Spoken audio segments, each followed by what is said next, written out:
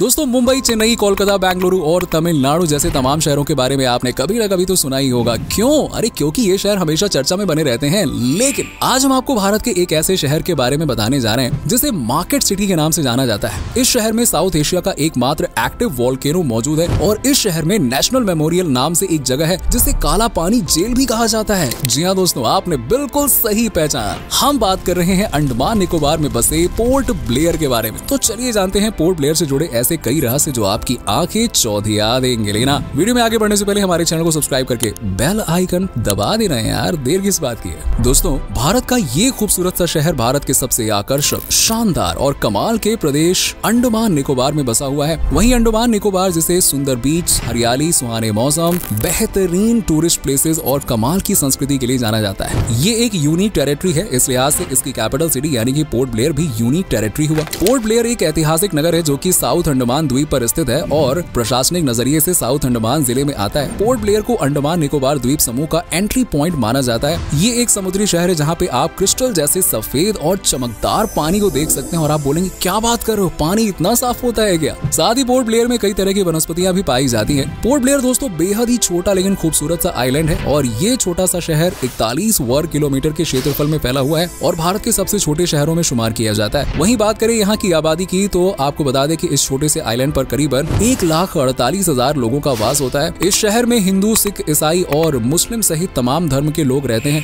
इसलिए यहाँ की संस्कृति सभी धर्मों से इंस्पायर है और शहर में कई मेले और त्योहारों का हर्षोल्लास के साथ आयोजन किया जाता है, जहाँ Good Friday, Shivratri, Christmas, Ramnavami, Eid हो गया, होली और दिवाली सब मनाते हैं बड़े धूमधाम से। इन त्योहारों में शहर दुल्हन की तरह सजाया जाता है, चमकता है और पारंपरिक पोशाक, खान पान की महक शहर में खूबसूरती से चार चांद लगा देती है। ऐसा लगता है कि वाह क्या जगह। और यहाँ सबसे ज्यादा बोली जाने वाली भाषा होती है बंगाली और इसके अलावा यहाँ पे हिंदू, तेलुगु और तमिल भी सबसे ज्यादा बोली जाती है। पोर्ट ब्लेयर के इतिहास के बारे में बात करें तो एंथ्रोलॉजिकल सर्वे ऑफ इंडिया के अनुसार यहाँ आज से करीबन 40,000 साल पहले नॉर्थ अफ्रीका से लोग रहने के लिए आए थे। 17वीं शताब्दी में मराठाओं द्वारा भी पोर्ट ब्लेयर पर कब्जा किया गया था, जबकि मॉडर्न हिस्ट्री कहती है कि शहर की स्थापना 1789 में एक दंड कॉलोनी के रूप में बंगाल सरकार द्वारा की गई थी। अब अगर बात करें शहर के नाम की तो ईस्ट इंडिया कंपनी के लेफ्टिनेंट आर्चीबाल्ड ब्लेयर के नाम पर पोर्ट ब्लेयर रखा गया, लेकिन उस रोज यहाँ बीमारियां ज्यादा बढ़ने लगी, इसीलिए 1796 में ये कॉलोनी हो गई बंद और ब्रिटिश सरकार ने एक नए अंडमान को बसाया और फिर 1906 में यहाँ सेलुलर जेल का निर्माण भी करवाया गया। हालांकि आजादी के बाद जेल और पोर्ट ब्लेयर दोनों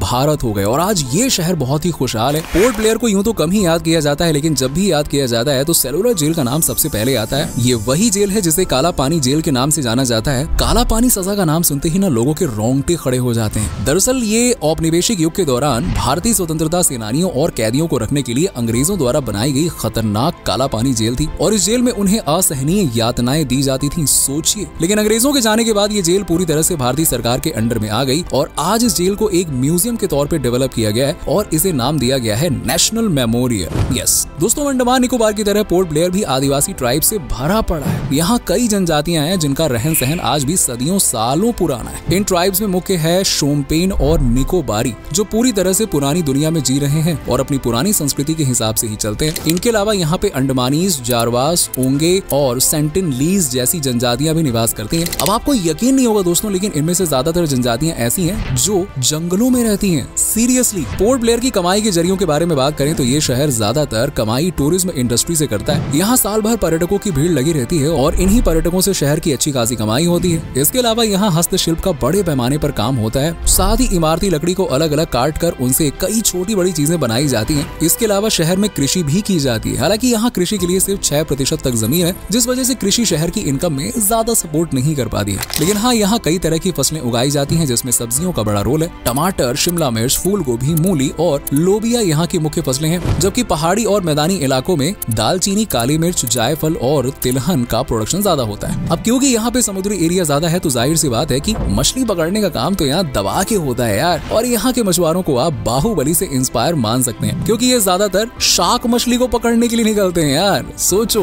वैसे दोस्तों, पोर्ट ब्लेयर में तांबा और क्रोमाइट का भंडार है और इलेक्ट्रिसिटी का मुख्य स्रोत पानी है, जिसकी कोई कमी शहर को है ही नहीं। इसके अलावा बैंक, अस्पताल, स्कूल वगैरह भी पोर्ट ब्लेयर में मौजूद है। और स्कूल की बात आई है तो आपको बता दें दोस्तों कि शहर का लिटरेसी रेट है 90.28%। यहाँ यानी कह सकते हैं कि लोग एजुकेशन को लेकर काफी ज्यादा जागरूक हैं। दोस्तों, पोर्ट ब्लेयर हरियाली, समुद्री तट प्राचीन इमारतें, टूरिस्ट प्लेसेस और यहाँ की भूतिया इमारतों के लिए जाना जाता है। टूरिज्म के मामले में ये शहर काफी लकी शहर है क्योंकि यहाँ साल भर पर्यटक घूमने के लिए आते हैं। इसीलिए शहर में एक पर्यटन महोत्सव का आयोजन भी किया जाता है। ये त्योहार दिसंबर से जनवरी के दौरान 10 दिनों के लिए आयोजित किया जाता है और इस महोत्सव के दौरान सांस्कृतिक मंडलियों द्वारा डांस, संगीत, नाटक किए जाते हैं। इतना ही नहीं, इस दौरान पैरासेलिंग जैसे वाटर स्पोर्ट्स का भी मजा दोगुना हो जाता है। पोर्ट ब्लेयर शहर को मार्केट सिटी के नाम से भी जाना जाता है और इसकी वजह है एबरडीन बाजार। और ये शहर का सबसे शानदार मार्केट है जो दिन में रात में 24 घंटे जागा रहता है। मार्केट हर वक्त लाइट से जगमगाता रहता है। यहाँ पे आप पोर्ट ब्लेयर के हाथों से बड़ी शानदार चीजें तो ले ही सकते हैं, साथ ही डिस्को में जाके अपनी रातें भी रंगीन बना सकते हैं। रात से याद आया दोस्तों, पोर्ट ब्लेयर की नाइट लाइफ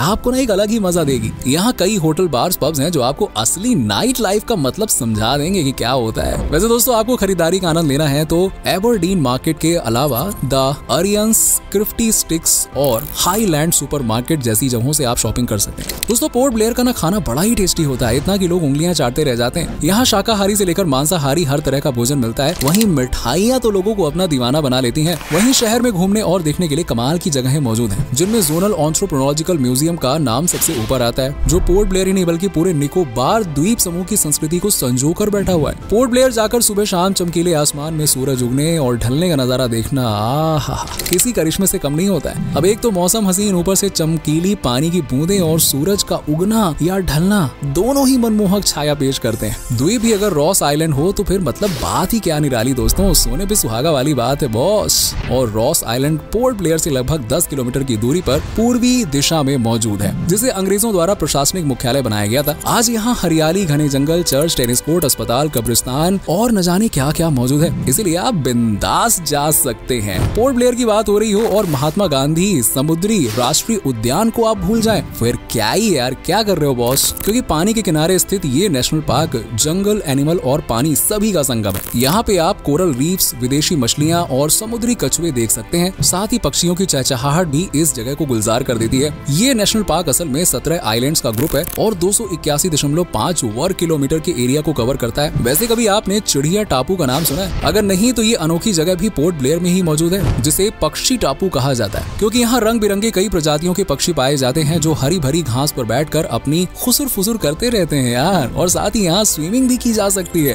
दोस्तों, पोर्ट ब्लेयर की सबसे खास बात है INS जारवा। यस, दरअसल ये भारतीय नौसेना का नौसैनिक अड्डा है, यानी कि ये डिफेंस के लिहाज से भारत का सबसे खास शहर है। इसके अलावा शहर में वीर सावरकर इंटरनेशनल एयरपोर्ट भी है, जहाँ आप लोग तो उतरते ही हैं, साथ ही वायुसेना जरूरत पड़ने पर इसी एयरपोर्ट पर अपने लड़ाकू विमानों को लैंड करवाती है और यहीं से उन्हें ऑपरेट भी करती है। इतना ही नहीं, भारतीय वायुसेना चाहती है कि पोर्ट ब्लेयर के नजदीक ही भारतीय वायुसेना का एक एयरबेस बन जाए। इसके लिए बातचीत चल रही है, देखो कहाँ तक कैसे होता है। लेकिन हाँ, इतना तो तय है कि अगर ये एयरबेस पोर्ट ब्लेयर के नजदीक बन जाता है तो भारतीय वायुसेना का दबदबा बंगाल की खाड़ी में पहले से ज्यादा मजबूत हो जाएगा। और आपको बता दें कि साउथ एशिया का एकमात्र एक्टिव वोल्केनो भी अंडमान निकोबार में ही है। हालांकि ये पोर्ट ब्लेयर में ना आके बैरन आइलैंड में आता है। पोर्ट ब्लेयर रहने और घूमने के लिए एक सुरक्षित शहर भी है, जहां कई धर्मों के लोग होने के बाद भी झगड़े कभी कभार ही नजर आते हैं, वरना ज्यादातर टाइम ना ये शहर शांति और खुशी से झूमता हुआ नजर आता है। पर्यटकों को जैसे भारत में भगवान का दर्जा दिया जाता है, वैसे ही यहाँ भी उनका पूरा सम्मान होता है। लोग उनकी मदद को हमेशा आगे खड़े रहते हैं और पोर्ट ब्लेयर के लोग सीधे और सच्चे भी होते हैं और मन के बहुत साफ होते हैं। इसीलिए आप बिना डरे, बिना झिझके इस शहर में घूमने के लिए जा सकते हैं। पहुंचने की बात करें दोस्तों, तो इस शहर में पहुंचने के लिए आपको नजदीकी एयरपोर्ट पर लैंड करना है, जो यहाँ से लगभग 6 किलोमीटर की दूरी पर है और उसका नाम है वीर सावरकर इंटरनेशनल एयरपोर्ट। और यहाँ के लिए आपको कोलकाता, मुंबई, दिल्ली जैसे बड़े शहरों से फ्लाइट मिल जाएगी, तो टेंशन लेने की जरूरत ही नहीं है। ट्रेन से पोर्ट ब्लेयर पहुंचना है तो आपकी यात्रा और भी ज्यादा रंगीन होने वाली है, नजारे जो देखने को मिलेंगे। लेकिन ट्रेन से आपको उतरना होगा चेन्नई सेंट्रल रेलवे स्टेशन, जो कि यहाँ से 1431.5 किलोमीटर की दूरी पे है। काफी दूर है ना, सिर्फ यही ऑप्शन है। यस, इसलिए रास्ते में होने वाले फन को भूल कर आप फ्लाइट पकड़े ना तो ज्यादा बेहतर है। बाकी आपकी मर्जी यार। रोड से तो हम आपको बिल्कुल सजेस्ट नहीं करेंगे क्योंकि ये आपको दुविधा भरा लग सकता है। इसीलिए पोर्ट ब्लेयर पहुंचने के लिए सबसे बेस्ट ऑप्शन है एयरपोर्ट। हवाई जहाज पकड़ो,